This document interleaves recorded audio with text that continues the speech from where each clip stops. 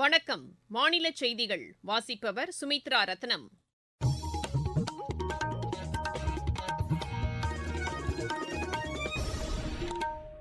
தலைப்புச் செய்திகள். தேர்தல் நடத்தை நெறிமுறை மீறல் புகார்கள் மீது உடனுக்குடன் நடவடிக்கை எடுக்கப்பட்டு வருவதாக தமிழக தலைமை தேர்தல் அதிகாரி திரு சத்யபிரத சாஹூ கூறியுள்ளார். தேர்தல் நேரத்தில் அளித்த வாக்குறுதிகளை பிஜேபி தலைமையிலான மத்திய அரசு நிறைவேற்றவில்லை என்று திமுக குற்றம் சாட்டியுள்ளது. தமிழகத்தின் உரிமையை நிலைநிறுத்த திமுக அரசு தவறிவிட்டதாக அஇஅதிமுக குறை கூறியுள்ளது. மக்கள் நலனில் அக்கறையின்றி திமுக அரசு செயல்பட்டு வருவதாக பிஜேபி தெரிவித்துள்ளது. ஸ்பெயின் மாஸ்டர்ஸ் பேட்மிண்டன் போட்டியில் இந்தியாவின் பி.வி.சிந்து காலிறுதிக்கு முன்னேறியுள்ளார். இனி விரிவான செய்திகள். தமிழகத்தில் மக்களவைத் தேர்தலுக்கான வேட்பு மனுக்கள் பரிசீலனை இன்று நடைபெற்றது. முக்கிய கட்சிகளின் சார்பில் போட்டியிடும் வேட்பாளர்களின் மனுக்கள் ஏற்றுக் கொள்ளப்பட்டுள்ளன. மனுக்களை விலக்கிக் கொள்ள நாளை மறுநாள் கடைசி நாளாகும். அன்றைய தினம் மாலையே இறுதி வேட்பாளர் பட்டியல் வெளியிடப்பட உள்ளது. வாக்குப்பதிவு அடுத்த மாதம் 19ஆம் தேதியும் வாக்கு எண்ணிக்கை ஜூன் மாதம் 4ஆம் தேதியும் நடைபெறும். மக்களவைத் தேர்தலோடு நடைபெறவுள்ள விளவங்கோடு சட்டப்பேரவை தொகுதி இடைத்தேர்தலுக்கான வேட்பு மனுக்கள் பரிசீலனையும் இன்று நடைபெற்றது. இதற்கிடையே தேர்தல் நடத்தை நெறிமுறை மீறல் தொடர்பாக பெறப்படும் புகார்கள் மீது உடனுக்குடன் நடவடிக்கை எடுக்கப்பட்டு வருவதாக தமிழக தலைமை தேர்தல் அதிகாரி திரு சத்யபிரத சாஹூ கூறியுள்ளார். இன்று சென்னையில் செய்தியாளர்களிடம் பேசுகையில் அவர் இவ்வாறு கூறினார். இது தொடர்பான புகார்களை தெரிவிப்பதற்கென உருவாக்கப்பட்டுள்ள விஜில் என்ற கைபேசி செயலி தொடர்பாக ஊடகங்கள் விழிப்புணர்வு ஏற்படுத்த வேண்டும் என்றும் அவர் கேட்டுக் கொண்டார். மக்களவைத் தேர்தலுக்கான பணிகள் அனைத்தும் சுமூகமாக நடைபெற்று வருவதாகவும் திரு சத்யபிரத சாஹூ கூறினார். தமிழகத்தில் மக்களவைத் தேர்தலுக்கான பிரச்சாரம் விறுவிறுப்படைந்துள்ளது. திமுக, அஇஅதிமுக, பிஜேபி மற்றும் அதன் கூட்டணி கட்சிகளின் தலைவர்கள் தீவிர வாக்கு சேகரிப்பில் ஈடுபட்டு வருகின்றனர். கரூரில் தேர்தல் பிரச்சாரம் மேற்கொண்டு பேசிய திமுக துணை பொதுச் செயலாளர் திருமதி கனிமொழி, மக்களுக்கு அளித்த வாக்குறுதிகளை பிஜேபி தலைமையிலான மத்திய அரசு நிறைவேற்றவில்லை என்று குறை கூறினார். தொழிலதிபர்களுக்கு ஆதரவாக மத்திய அரசு செயல்படுவதாகவும் திருமதி கனிமொழி குற்றம் சாட்டினார். நதிநீர் பங்கீட்டு பிரச்சினையில் தமிழகத்தின் உரிமையை நிலைநிறுத்த திமுக தலைமையிலான அரசு தவறிவிட்டதாக அஇஅதிமுக கூறியுள்ளது. சமூக வலைதளத்தில் இக்கருத்தை பதிவு செய்துள்ள அக்கட்சி, அனைத்து மகளிருக்கும் உரிமைத் தொகை வழங்கப்படும் என்று வாக்குறுதி அளித்த திமுக தற்போது தகுதி வாய்ந்த மகளிருக்கு மட்டுமே என்று அதனை மாற்றியிருப்பதாக குறை கூறியுள்ளது. தமிழகத்தின் வளர்ச்சிக்காக எண்ணற்ற திட்டங்களை மத்திய அரசு செயல்படுத்தியுள்ளதாக பிஜேபியின் தேசிய செயற்குழு உறுப்பினர் திரு ஹெச் ராஜா கூறியுள்ளார்.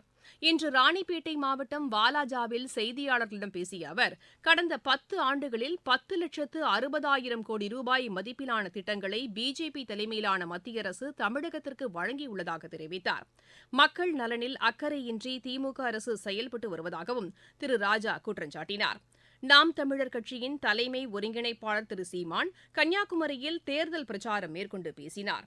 கூட்டணி இல்லாமல் தேர்தலை சந்திக்கும் ஒரே கட்சி நாம் தமிழர் கட்சிதான் என்றும் அவர் தெரிவித்தார். தமது கட்சியினர் லட்சியத்தை மட்டுமே கருத்தில் கொண்டு பணியாற்றுவதாகவும் திரு சீமான் கூறினார். மக்களவைத் தேர்தலின்போது வாக்காளர் அடையாள அட்டை இல்லாதவர்கள் தேர்தல் ஆணையத்தால் அறிவிக்கப்பட்டுள்ள மாற்று ஆவணங்களை பயன்படுத்தி வாக்களிக்கலாம் என்று தெரிவிக்கப்பட்டுள்ளது. இதன்படி பாஸ்போர்ட், ஓட்டுநர் உரிமம், வங்கிக் கணக்கு புத்தகம், பான் கார்டு, ஆதார் அட்டை உள்ளிட்டவை இந்த மாற்று ஆவணங்களில் அடங்கும். வாக்காளர் அடையாள அட்டை வைத்திருந்தாலும் வாக்காளர் பட்டியலில் பெயர் இடம்பெறவில்லை என்றால் அவர்கள் வாக்களிக்க முடியாது என்றும் தேர்தல் ஆணையம் தெளிவுபடுத்தியுள்ளது. தமிழகத்தில் 10,92,420 முதல் முறை வாக்காளர்கள் உள்ளனர். இதில் 5,85,153 ஆண் வாக்காளர்களும் 5,07,113 பெண் வாக்காளர்களும் 154 மூன்றாம் பாலினத்தவர்களும் அடங்குவர். மக்களவைத் தேர்தலில் முதல் முறையாக வாக்களிக்க உள்ளதை மகிழ்ச்சியுடன் எதிர்நோக்கியுள்ளதாக தேனி மாவட்டத்தைச் சேர்ந்த மாணவர்கள் தெரிவித்தனர். எஸ் தேவி, பிஎஸ்சி மேத்தமெட்டிக்ஸ் செகண்ட் இயர், வீராவண்டி அரசு கலை மற்றும் அறிவியல் கல்லூரி. ஓட்டு போடுற நாளப்போ நம்மளுக்கு எவ்வளவுதான் வேலை இருந்தாலும் அதெல்லாம் தள்ளி வச்சு அந்த ஒரு நாள் மட்டும் எல்லாரும் போய் கண்டிப்பா ஓட்டு போடணும். ஓட்டு போடாம மட்டும் யாருமே இருந்துடக்கூடாது. ஓட்டு போடுவது நம்மளுடைய உரிமை. ஜனநாயகத்தை நம்ம தான் நல்லபடியா அதை உருவாக்கணும். ஓட்டு போடணும், ஆனா நோட்டு மட்டும் வாங்கக்கூடாது. என்னோட பேர் ஆர் சுகந்தி. நான் வீரபாண்டி அரசலை மற்றும் அறிவியல் கல்லூரியில இருந்து படித்தேன். BSc second year. First time ஓட்டு போட போறேன். எனக்கு இப்பதான் 18 வயசு ஆயிருக்கு. ஃபர்ஸ்ட் டைம் ஓட்டு போடுறது எனக்கு ரொம்ப பெருமையா இருக்கு. எங்க காலேஜ்ல எலெக்ஷனை பத்தி ப்ரோக்ராம்லாம் பண்ணாங்க. ரொம்ப ஹாப்பியா இருக்கு. எனது வாக்கு எனது உரிமை. எலெக்ஷன் நாளன்னைக்கு கண்டிப்பாக எல்லாரும் போய் ஓட்டு போடுங்க. நீங்கள் கேட்டுக்கொண்டிருப்பது மாநில செய்தி அறிக்கை.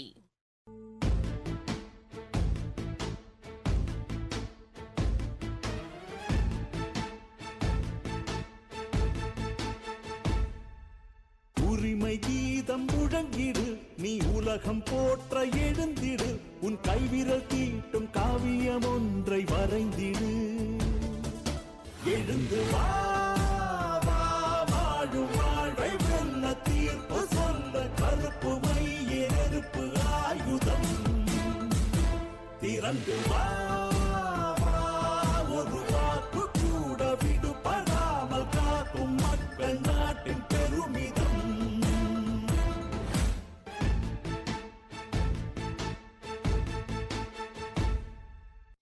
கட்டமைப்பு வசதிகளை மேம்படுத்துவதற்கான திட்டங்களை சுற்றுச்சூழலுக்கு உகந்த வகையில் செயல்படுத்த வேண்டியதன் அவசியத்தை குடியரசுத் தலைவர் திருமதி திரௌபதி முர்மு வலியுறுத்தியுள்ளார்.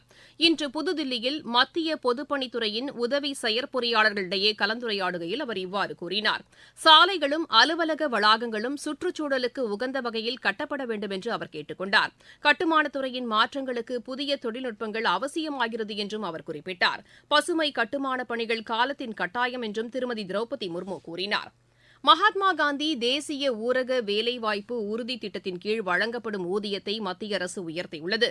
வரும் திங்கட்கிழமை முதல் இது செயல்பாட்டுக்கு வரும் என்று அறிவிக்கப்பட்டுள்ளது. இதன்படி தமிழகத்தில் இந்த திட்டத்தின் கீழ் வழங்கப்படும் ஊதியம் 319 ரூபாயாக உயர்த்தப்பட்டுள்ளது. கடலோர காவல்படையின் மண்டல விருது வழங்கும் விழா சென்னையில் இன்று நடைபெற்றது.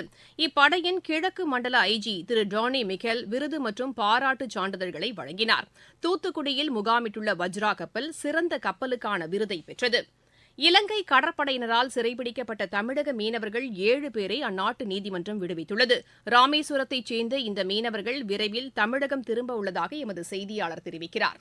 கடந்த 21ஆம் தேதி ராமேஸ்வரம் துறைமுகத்திலிருந்து மீன்பிடிக்க சென்று எல்லை தாண்டி மீன்பிடித்ததாக இலங்கை கடற்படையினரால் 7 மீனவர்கள் 2 படகுடன் கைது செய்யப்பட்டு வவுனியா சிறையில் அடைக்கப்பட்டனர். இன்று வழக்கை விசாரித்த நீதிபதி மீனவர்கள் 7 பேரையும் நிபந்தனைகளுடன் விடுதலை செய்து உத்தரவிட்டார். இதனை அடுத்து 7 மீனவர்களும் இந்திய துணை தூதரக அதிகாரிகளிடம் ஒப்படைக்கப்பட்டனர். மேலும் 2 படகுக்கான விசாரணை வரும் ஜூலை மாதம் 11ஆம் தேதி விசாரணைக்கு எடுத்துக் கொள்ளப்படும் என்றும் அன்றைய தினம் படகின் உரிமையாளர்கள் மன்னார் நீதிமன்றத்தில் ஆஜராக வேண்டும் என நீதிபதி உத்தரவிட்டார். ராமேஸ்வரத்திலிருந்து கார்த்திகேயன். தமிழகத்தின் ஒரு சில பகுதிகளில் அடுத்த 5 தினங்களுக்கு வெயிலின் தாக்கம் படிப்படியாக அதிகரிக்கக்கூடும் என்று சென்னை வானிலை ஆய்வு மைய இயக்குநர் திரு செந்தாமரைக்கண்ணன் கூறியுள்ளார். எமது செய்தியாளரிடம் பேசுகையில் அவர் இவ்வாறு கூறினார். அடுத்த 24 மணி நேரத்தில் தென் தமிழகத்தில் ஓரிரு இடங்களில் லேசானது முதல் மிதமான வரை மழைக்கு வாய்ப்புள்ளது. வட தமிழகம் மற்றும் புதுவை காரைக்கால் பகுதிகளில் வறண்ட வானிலையே நிலவக்கூடும். அதிகபட்ச வெப்பநிலையை பொறுத்தவரை அடுத்த 5 நாட்களுக்கு ஓரிரு இடங்களில் 2 டிகிரி செல்சியஸ் வரை படிப்படியாக அதிகரிக்க வாய்ப்புள்ளது. சென்னை மற்றும் புறநகர் பகுதிகளை பொறுத்தவரை அடுத்த 2 நாட்களுக்கு வானம் ஓரளவு மேகமூட்டத்துடன் காணப்படும். அதிகபட்ச வெப்பநிலை 34 முதல் 35 டிகிரி செல்சியஸ் அளவிலும், குறைந்தபட்ச வெப்பநிலை 25 முதல் 26 டிகிரி செல்சியஸ் அளவிலும் இருக்கக்கூடும்.